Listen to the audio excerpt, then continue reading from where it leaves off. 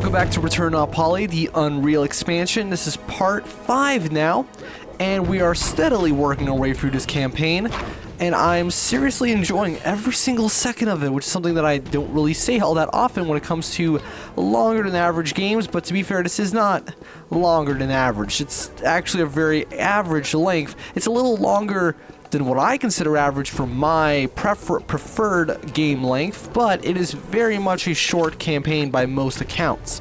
And that's totally fine because it's still really, really enjoyable. We got a brute over there, which you're just going to have to... Yeah, I knew it. We do get the sniper rifle at some point, and it is...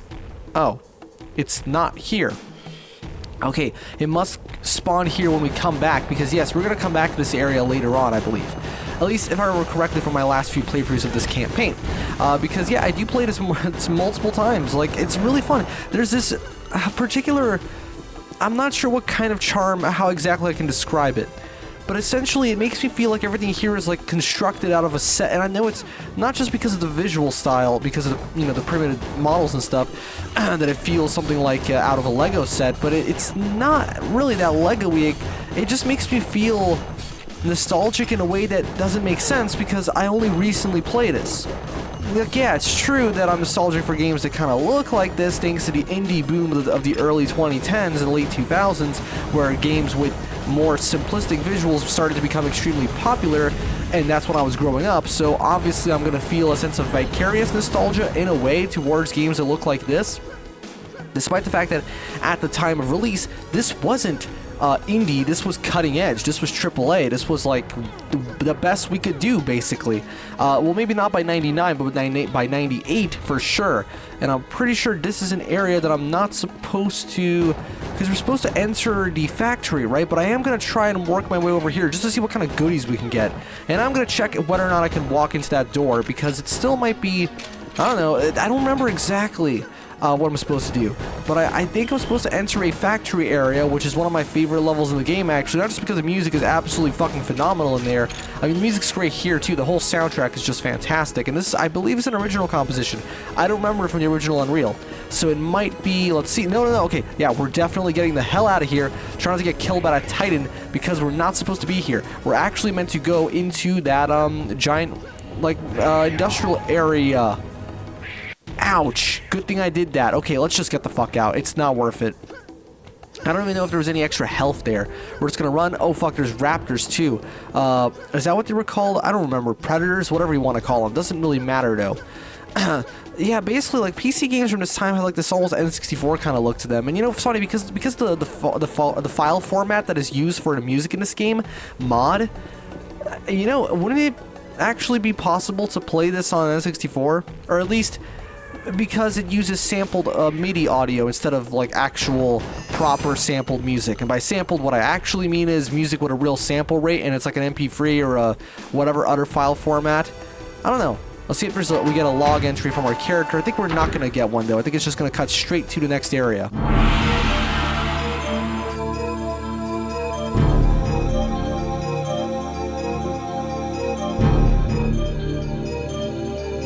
I'm tired of doubling back so often.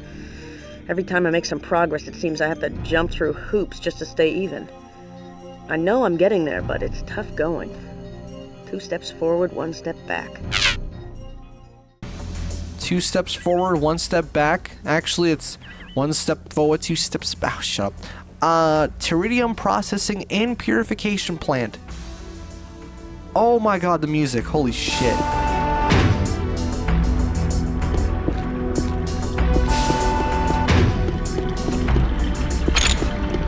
Yeah, absolutely insane. It's so beautiful, and it's really simple too. Like, seriously, some of the best music that I've ever heard in these games is the simpler kind, when it's not really doing anything too insane in terms of what chords it's using or whatever. It's just a lot of very tastefully chosen phrasings and melodies, you know what I mean? Just like here, and a lot of great texture work. And when I say texture, I mean like musical texture, of course. We got some more brutes, and I guess, again, I appreciate the fact that this game continues to use a variety of the early enemy types throughout the campaign instead of just completely ditching them. As you can see, there's a little bit of a scar here. I think, what can we do with him? I think we can actually try and outsmart him by using one of these. Ah, damn it, that didn't work. Oh, he's alerted. It still kind of worked, though, as you can see. Oh, okay. Is he actually dead, or is he just feigning dead? Oh, yep, I knew it. Always double tap the scar. Wise words. Let's see. Oh, barrier to higher lift controls inactive. Oh, we're gonna get a little puzzle. I believe this is one of the areas that might have been from the original. Like, as in, it was supposed to be in the original. I say that because I swear I remember when I watched LGR's video on this game, he showed footage of this particular puzzle when he was talking about that. So, I'm assuming that that is in fact the level that, or maybe not, I don't know. I mean, we can just go on the Unreal Wiki. You know, there's actually a fuck ton of unused stages for the original Unreal. Like, that even weren't in this. They just never made it to any sort of real stage of development. They just kind of have like a little bit of basic geometry and that's it. It's really cool to see that kind of stuff, though. Some of them are sort of playable, and they're still in the game. You can type in map and in the name and genuinely teleport to that area. I'm going to leave those to grow for a little bit longer. I just need to figure out how to... Okay, that's the entrance to the area. We're going to have to go somewhere else. Let me activate my searchlight because I can't see shit. Fortunately, the lighting isn't too dark here, so I can still kind of figure out where I'm going, but... So there's another for some reason, I really like the texture on that lever. It looks really nice. But anyway, now we're hopefully going to get this to come down. Yeah, it has come down, but we're going to go back and get our health real quick. There we go. Farming Simulator, 1999. You know, I wonder if I should actually play a farming simulator. Did you know that farming simulators aren't just on PC? They aren't just PC exclusive, by the way. There's farming simulator games on consoles. Can you fucking believe that? Like, imagine the console market having a farming simulator. That's such a PC thing. Not necessarily because of, oh, you need a mouse and keyboard. You need the horsepower. No, actually you don't at all.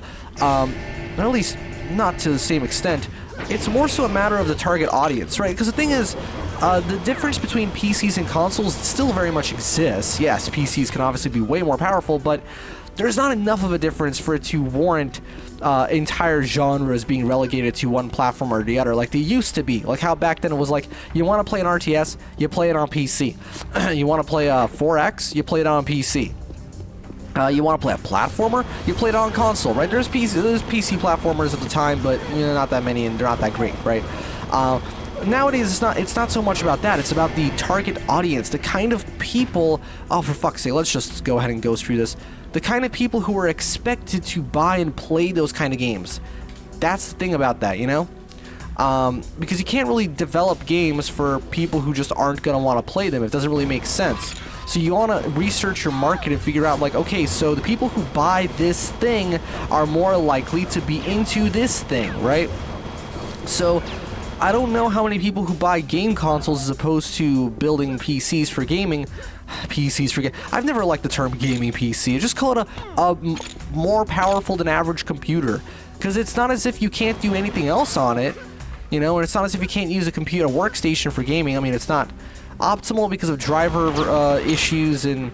You know, basically there's a reason why most people who play primarily games, they don't buy Quadro cards, despite the fact that they are fairly powerful, because it's not about the raw horsepower, it's about how it's utilized, and apparently the Quadro cards, they really are meant for workstations, you know what I mean, like editing and rendering and all that stuff, but they might not be great for...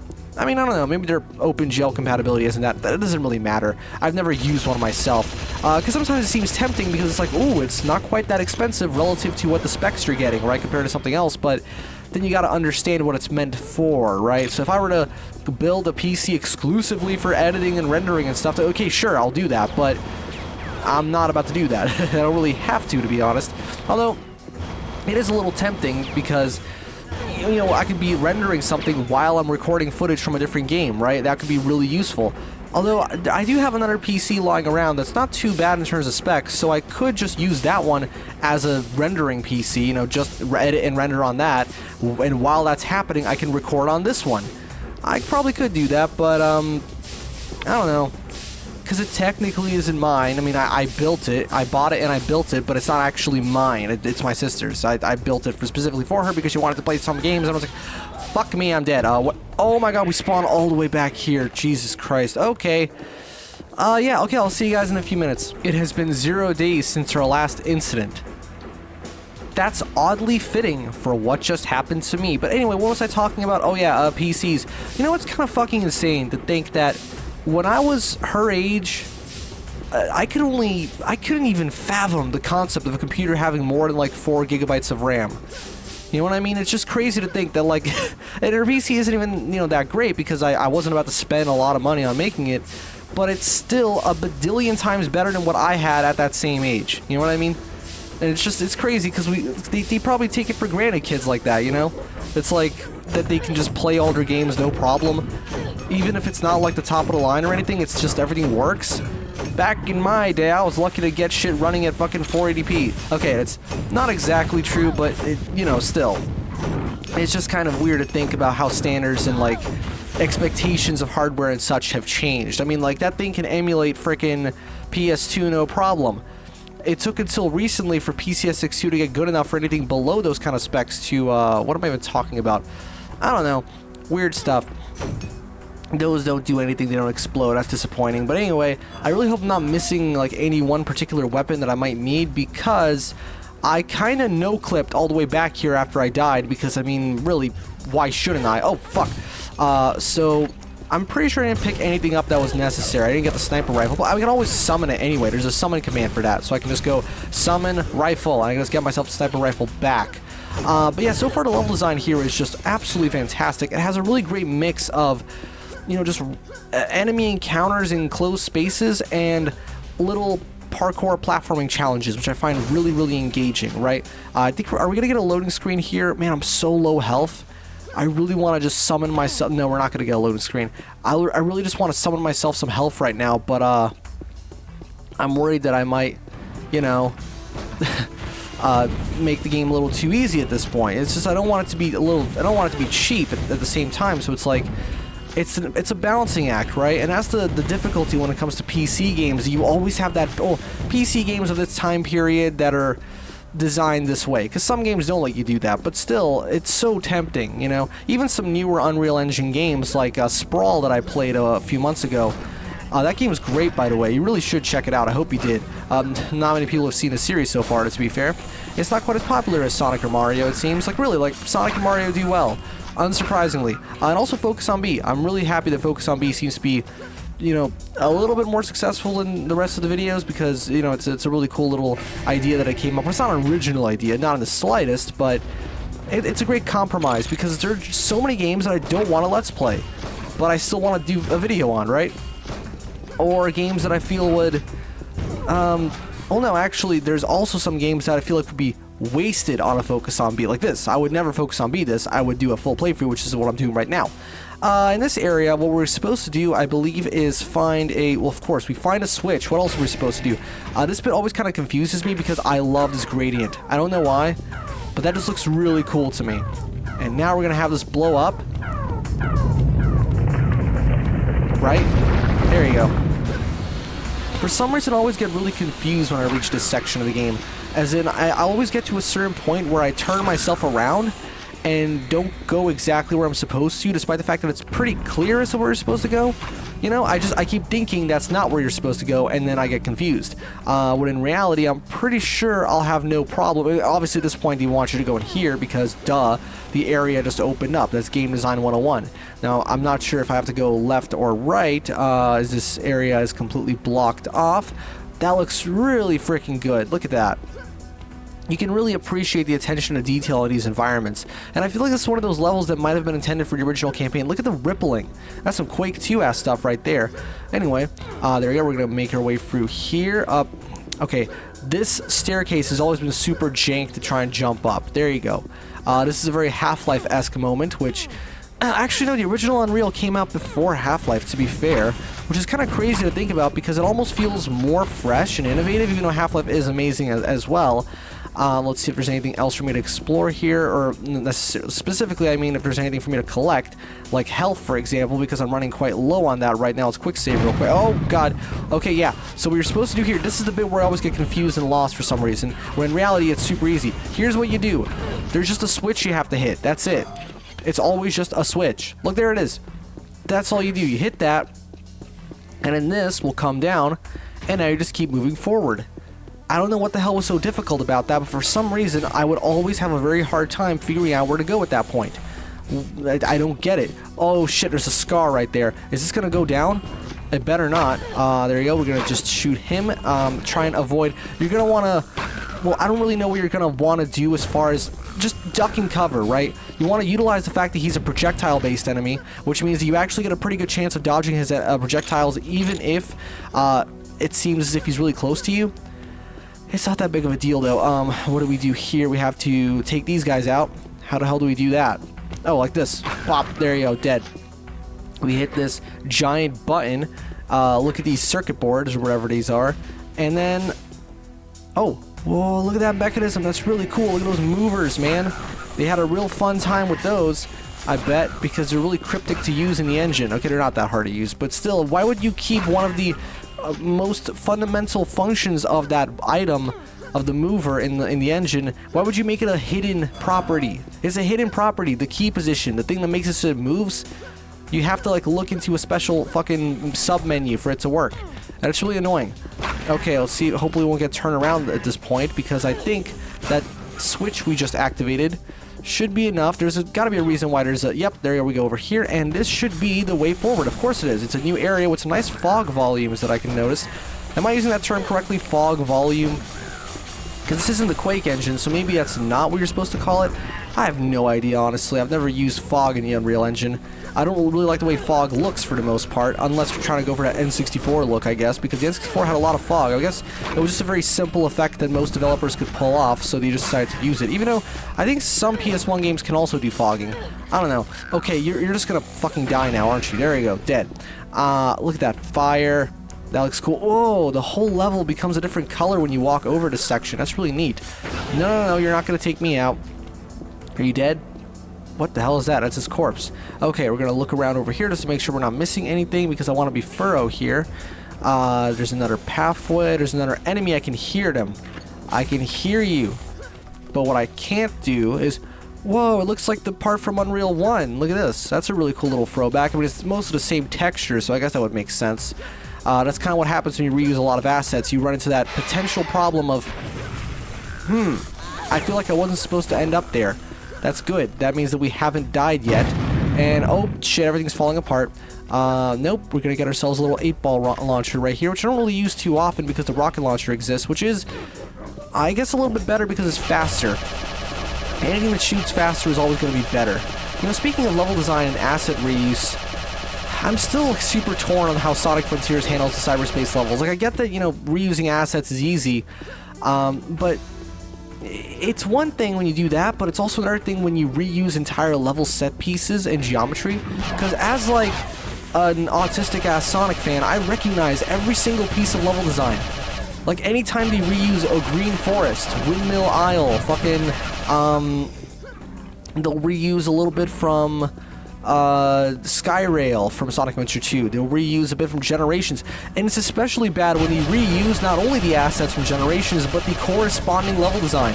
So what ends up happening is some of the levels just feel like straight up mods for oh no, not mods for Generations, like a mod for Frontiers modding the levels from Generations back into it.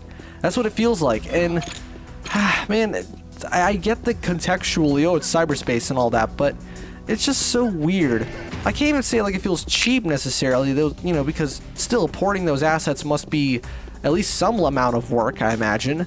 But compared to making brand new ones, I do love the Eternal Highway level. That one looks so freaking cool, and it feels, it's obviously not totally original either, but it feels more original in comparison. Now this section is really funny because you can just, well, you don't actually have to go underwater. You can just go like this. Easy. There you go. That's all you have to do. Now let's see if we can figure out where to go. I think we just have to... Yep, that's very clever. You put these little highlights here to make it easier for you to maneuver around the stage and figure out where you're supposed to go based on color coordination and highlights. That's nice. That's that invisible design, that micro level design. It's really, really great. That allows games to subconsciously become more playable about actually spelling it out to the player to make it feel as if they're the ones figuring it out, when in reality, it was already figured out for them. But that's the point. That's why it's entertainment and not work. Because you don't really have to put too much effort into doing it, but you feel as if you are, and that's what matters. That's what makes it rewarding. When we put in work, we feel rewarded, even if it's not really that hard to do, if that makes sense, right? Just like these Let's Plays. They're not really that much work, but there's still something that I'm doing, and I feel like I'm making some kind of progress by doing them. And oh, you bastard, I really wish they could get squished. That's not cool. Come on, okay, calm down. There you go, like that. You're gonna go up.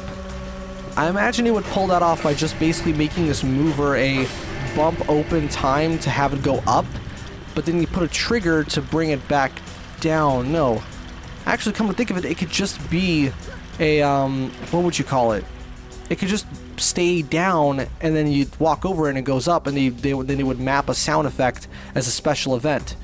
So when it occurs, when the mover is activated, that's when the sound effect plays.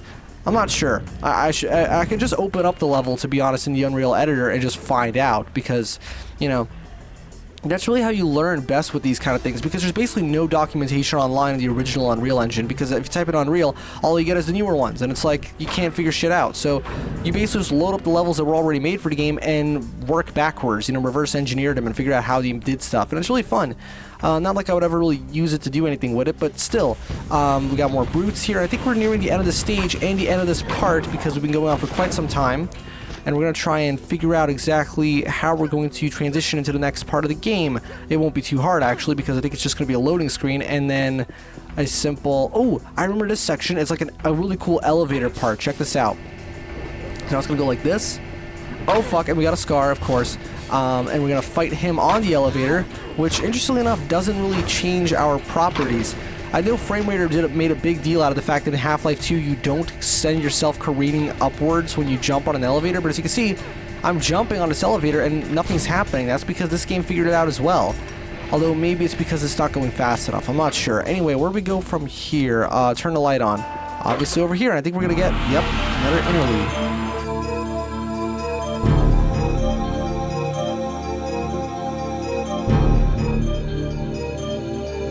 A Teridium processing plant operated by the Scar. They must have another colony around. There are Scar everywhere. But this time, I'm hunting them. They didn't seem to know I was coming. I figure I'm about halfway to the shuttle. Was that a bit of foreshadowing that we're halfway through the game? I hope not, because I'm really enjoying this and I don't want it to end. Well, it's going to end at some point, and it's really not that long. But either way, we're going to keep traversing through this Teridium power plant in the next stage, or processing plant, whatever you want to call it. Oh yes, it's such a cool level. I cannot wait to go through it next time in part 6 of Unreal Return to Pali. I'll see you guys then.